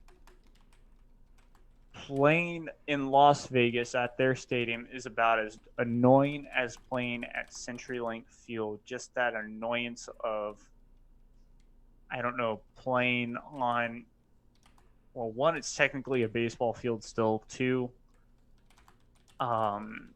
Seattle's is turf and all of that ugly stuff. So it's just that annoyance to me. Mm-hmm. So my opinion, yes, they have improved a lot. They still need to improve some more. But I think they can for sure get a result. Hopefully 3 points. But, of course, Reno coming in. They've always been that team as well that has given the Toros trouble at home. So let me pick up South Texas. Let's listen what Coach Echeverry talked about this match against Reno today in practice, after practice. Hopefully I don't get it. All right, Coach. It just seems like every time we score, you've always mentioned that the next 5 minutes of defending are very important talk about what you saw on that goal on the road versus Las Vegas. Well, they were able to get out wide. What was surprising is the guy that's been really outstanding in preventing crosses, Andrew, just kind of fell asleep and didn't defend the cross as well as he has been, you know. So their player was able to get the ball across. Two guys made a run, and unfortunately Connor kind of fell asleep and not filled in the gap that he was supposed to in the near post. He was even with Andrew instead of, you know, being slightly to his right towards the goal of him. And then Kyle had to make a decision between going with the guy who was centrally or the guy making the run, and he was a little late going with the guy making the run. He headed the ball. Maybe, you know, in my opinion, humble opinion, maybe Nico could have been a step closer towards the post to maybe have a better jump at it. And it wasn't. So it was an array. You can't say that it was just one guy at fault, two guys at fault. It was an array of things that maybe could have prevented that goal. And unfortunately for us, you know, 2.5, 3 minutes later, that's not acceptable. I mean, we were on the road. You know, we scored a really, really good goal. Our momentum was there, and if you saw for most of the game, we were fine. You know, we had the possession. We created some chances. You know, we still needed to be cleaner in the final third, but I thought relatively we played well. But we said it, set pieces, whether it was a corner or throw-in, because they have a guy who can throw the ball like there's no tomorrow, and on crosses. Well, they scored 2 out of the, you know, 2 goals like that, and so. It was no surprise. They didn't surprise us on how they were capable of hurting us. Unfortunately, we didn't react correctly. And now, got Reno, one of the top teams in the Western Conference. How do you stop their dangerous attack? Making sure we defend as a unit. You know, 2 of the goals that we gave up down there, we basically gave it to them. By poor defending. One was started with a pass, and another one the guy just dribbled through us, and nobody touched him. Nobody, you know, put a tackle on him. So that's a problem, you know. When we can't defend, you know, or when we're giving goals away, that's just not especially with a team like that, you know. But prior to them scoring the goal, we had 2 really golden opportunities to put, you know, to get on the score sheet. So again, if we don't score those goals, we're gonna get punished. And now it's been a very different team that you've seen them from the last time we played Reno. What can you tell me about Reno, and what can you kind of expect from them? Well, I mean, they've been playing on a diamond in the middle. They have some really dynamic guys that, you know, make really good runs from deep. They combine really well. Herself scoring a lot of goals up front. So it's just very dynamic. Their 2 outside backs fly, you know, in particular, you know, with Duke on the left side, he creates so much havoc with his pace and dribbling ability, you know. 2 big boys in the back that are dangerous on set pieces. However, they are receptive to the counter because they send so many numbers forward. The question is whether we're capable of retaining the ball and combining. I think at Reno, when we combined and when we were, you know, using our third man to run, we were causing them some fits. The problem was when we were receiving balls and one guy wanted to dribble past 2 or 3, we lost it just about every time. So that's not going to work against a team like that. And if our players are not mature to realize that, it's going to be a long day. So that's something that we've been talking about, we've been working on in regards to moving the ball, making sure we see where the spaces are, and hopefully being able to take advantage of those spaces. You know, it's a team they're scoring bunches. You know, very difficult to shut them out. So our defense has to be really, really sharp for us to be able to pull something off.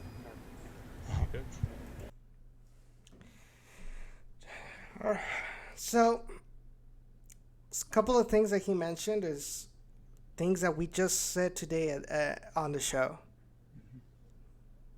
But what are your thoughts on what he said specifically about Reno? Specifically about Reno. Well, yeah, of course they're going to capitalize on opportunities and just have to defend more than we had before. It's going to be a challenge, but we can really we can do a better job for sure, and just need to put away goals. If we do that, I think we can be victors. Yeah. We have to be careful with their speed. Honestly. And when we do have the opportunities, we have to put it in the back of the net. Now, his analysis on Las Vegas, like I said, is like these are things that we talked about on this show. You know, Andrew Samuels being timid in defense. You know, Kyle Adams, being anticipated in that run. You know, so it's things that even that are obvious. If we were able to perceive that, it means that there are things that need to be worked on. Well, and also real quick, you talk about things that need to be that are obvious. Well, coach has also seen those too. So yes. Especially us, we know coach. Yeah, he's for sure working on those things in practice. There's no doubt in my mind that he would decide not to. If those things need to be worked on, they need to be worked on, and boom. He's probably working on pace this whole week, working on set pieces, and for sure working on finishing. So yeah, he's not a coach that he's gonna let something pass by. So Rae, what is your analysis of Reno going into this match? Reno, very, very good team. They have very good players. What I've seen from them is that they like to be very aggressive. They love to play forward. They love to send the numbers up.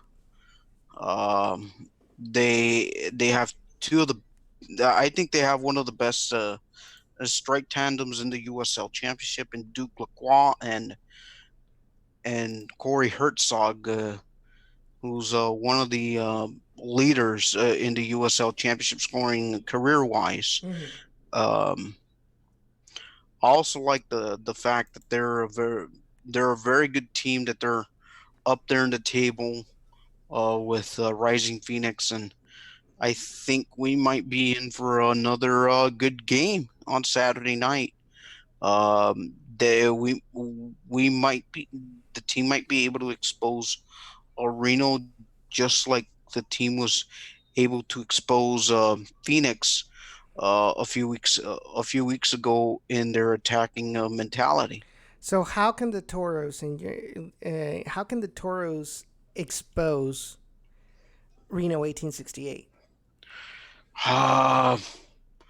They have to play real quick on the counter. They cannot afford to hold back on players. They can't hold on to the ball too long. Mm-hmm. They have to be quick and accurate on the passes.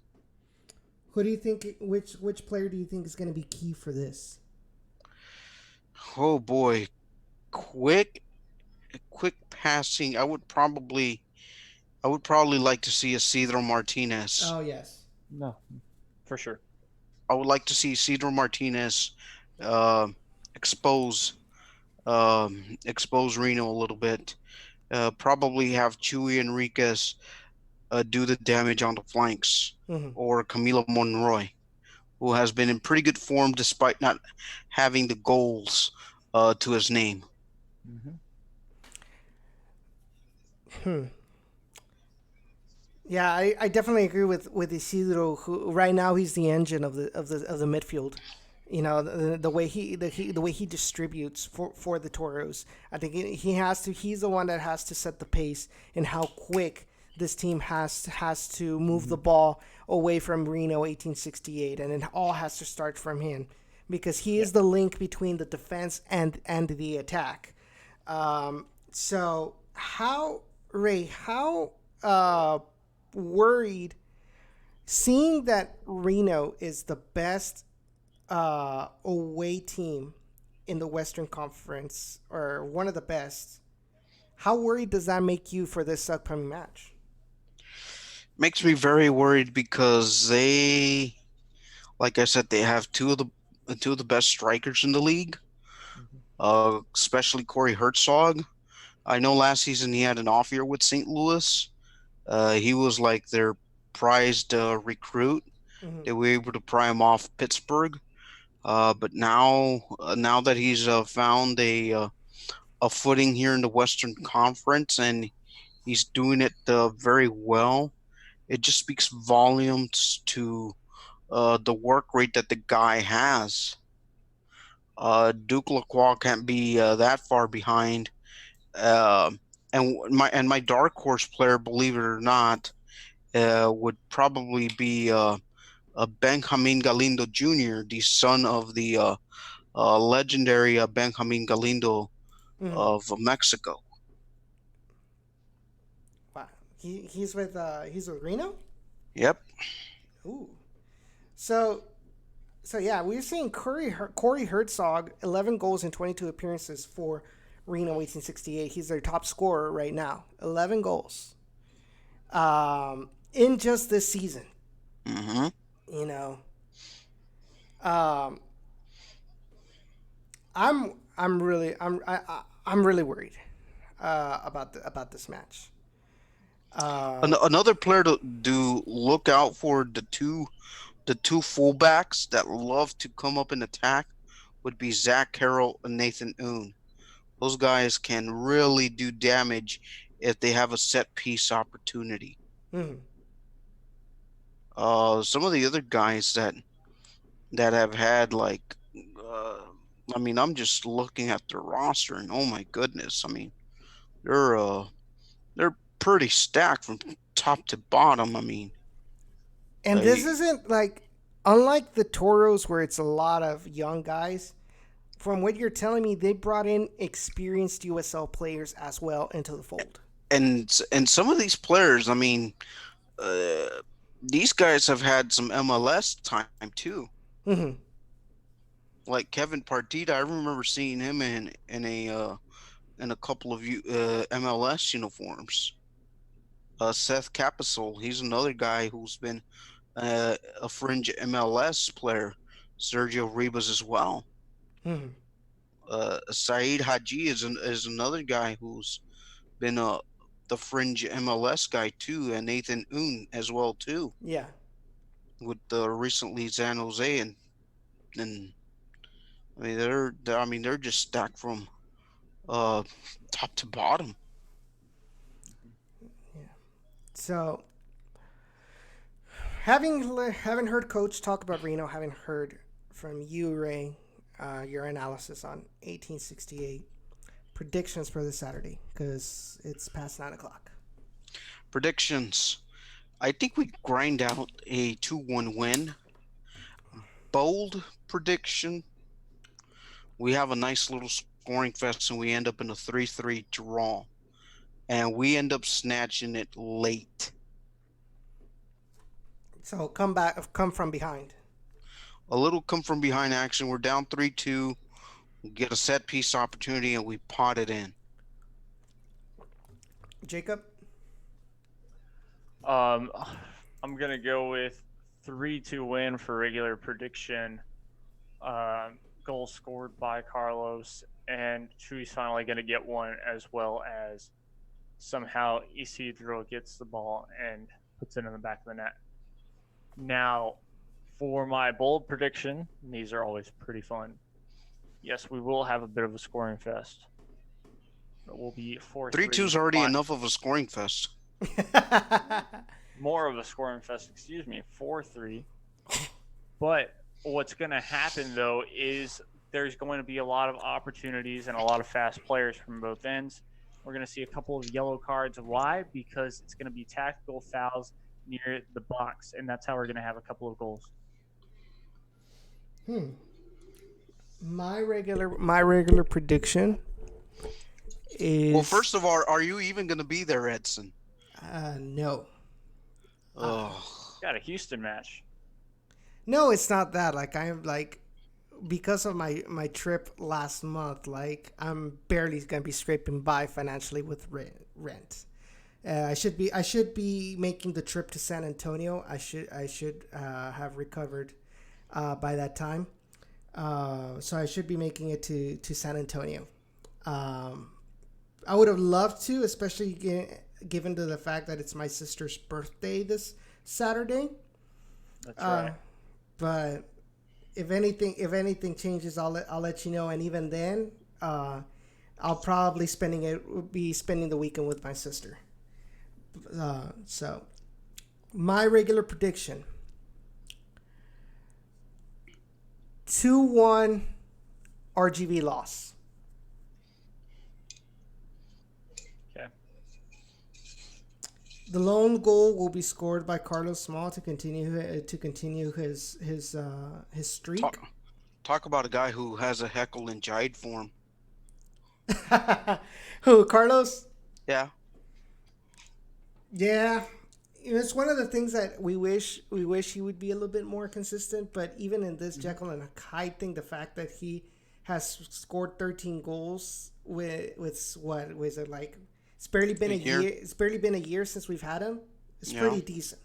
Imagine if he was consistent. Ooh. Exactly. Yeah, he'd be gone to Houston just like Salazar. Mm-hmm. Well, I don't know about that now because I think they're Just pretty remember. They're pretty much filled with that position. That's why I wouldn't see him going necessarily there. Never say never. That's my biggest fear. My bold prediction. Somehow, Reno 1868 completely loses their minds. Like, they completely forget how they've played. And RGV gets the win 3-0.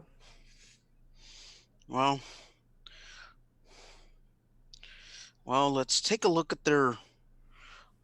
They're 5-4-2 away for Reno. Mm-hmm. Which is why my regular prediction was a 2-1 loss for the Toros. Their last loss came to the hands of Orange County 4-1. Yes. It was a bad thumping. Yeah, that game, though, to be fair, was in the oddest time of day.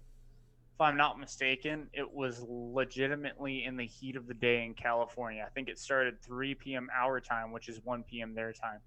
That is legitimately the heat of California's day. So, to be fair, the last time Reno played here, and the last time, to be fair with you guys, when Reno played down here, it was a 10 a.m. Kids Day game. Yes. 10 a.m. is different than 1 p.m. though, in my opinion. It's still true, but I mean, yeah, teams, it's not necessarily that much better. Yes, I do agree. It's not much better, and especially here in Texas. And wasn't that the game that pre-match Eric Bird was there? Or am I thinking of a different game? Yeah, that was in that match. He was the one that he mentioned that he had just come in the night before. Yep. So the only two losses that Reno has had away have been against, like you mentioned, Orange County and San Antonio FC. Man, there's just something about Texas when they come down here. Maybe. Well, no, actually they also lost. Yeah, because they also lost against El Paso Locomotive. Yep, So that's something about Texas for sure. Even though El Paso, and yes, people can make the joke about the Valley as well, but technically El Paso is New Mexico. So well, you know what they say. I guess New Mexico is not so united after all, huh? Ouch. Exactly. Ouch. Well, guys, closing thoughts before we sign off. Jacob. All right, yeah. Looking forward to this match this Saturday. It should be a good one. I think it's going to be a classic for sure. And a little update, MLS All-Stars are down 1-0 to Atletico Madrid. I forget who scored that goal for Atletico. It was a very basic goal. I think the rain has died down for sure. Pretty slow going. And Carlos Vela, just to update you all will love this fact, even the Dynamo/RGV fans in the chat. Carlos Vela has 36 goals. That is tied with none other than the man, Eric Kubo Torres, for most goals from a Mexican player in the MLS. No, I feel indifferent about Carlos Vela. Closing thoughts. I just hope that the Toros can come out with blazing guns and then take it to Reno. Make them feel very unwelcome to here to HB Park. Hmm. By going toe to toe with one of the best of the Western Conference. I think it's one of those game. I think it's one of those games that they have nothing to lose but everything to gain if they defeat Reno. Yeah, I mean, they're 5 points outside the last playoffs. Hence, nothing to lose, everything to gain. Yeah. Mm. I mean, the problem is that the Western Conference is so tight right now. Yeah, I mean, any one loss, any one draw can help out teams from top to bottom. Mm-hmm. I mean, a draw will still probably help us in this. Yes, it will help us in the slightest, but it will help us for sure because you're still gaining a point. Yes, you want the 3 points at home, but in the long run, you're playing against a top team. So, Yeah, you're right. Because the Toros have 23 points and Timbers 2 have 28. And Your boy Todd Wharton's still with them. and more surprisingly and more sad for us is that San Antonio FC has more points than the Toros. And they're at the moment, at- it could change very quickly. Just like you said, Western Conference is so tight it could change in a heartbeat. Yeah. Well, all right, guys. Well, thank you so much, Blues. Thank you so much, everybody, for tuning in tonight for this episode. I know there was MLS All Stars going in, so we thank y'all, your support, for tuning into this show. I really want to thank Rae for coming on today to talk about the Toros. His feedback is always appreciated, as well as he's the one that's out there week in and week out, not only in matches but also in practices. So he has a better look at what the Toros do during the week and not just every weekend. He's the prime witness of the work that Coach Echeverry, that the players do every day to try to become a better team. So be sure to help him out. Go support him. Be sure to subscribe to his channel, South Texas Border Sports. He uploads all of the interviews that he has with our RGVFC players and the coach within practices and after the games. So be sure to listen to their feedback, listen to their thoughts as well, just to get yourself a better idea of what's going on inside with the Toros. Also, I want to thank you all. Would like to, if you guys have not done so already, be sure to like this video, be sure to share it, and be sure to subscribe to the channel if you haven't done so already. Want to take the time to thank Roughneck Scarves and Golden Gold Press for their support for the Beautiful Game Network. And be sure to check them out if you're in the vicinity, if you're in the market for scarves or memorabilia for fundraising purposes or just for personal use. Be sure to check them out, roughneckscarves.com and goldengoldpress.com. But having said all of that, gentlemen, thank you so much for coming in. Jacob as well. Be sure to also check out the FIFA 19 career mode videos. Extremely fun to make. I will be editing the next episode tomorrow. Hopefully tomorrow or Friday morning, I could have it uploaded for part 3 of the RGVFC FIFA 19 career mode. Thank you so much for everything. We'll see you next weekend for another episode of Down in the Valley. Take care.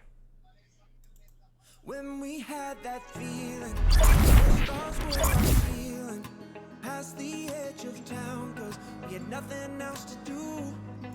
Dreaming in full color, loving like no other. No wasted days when I was wasting them with you.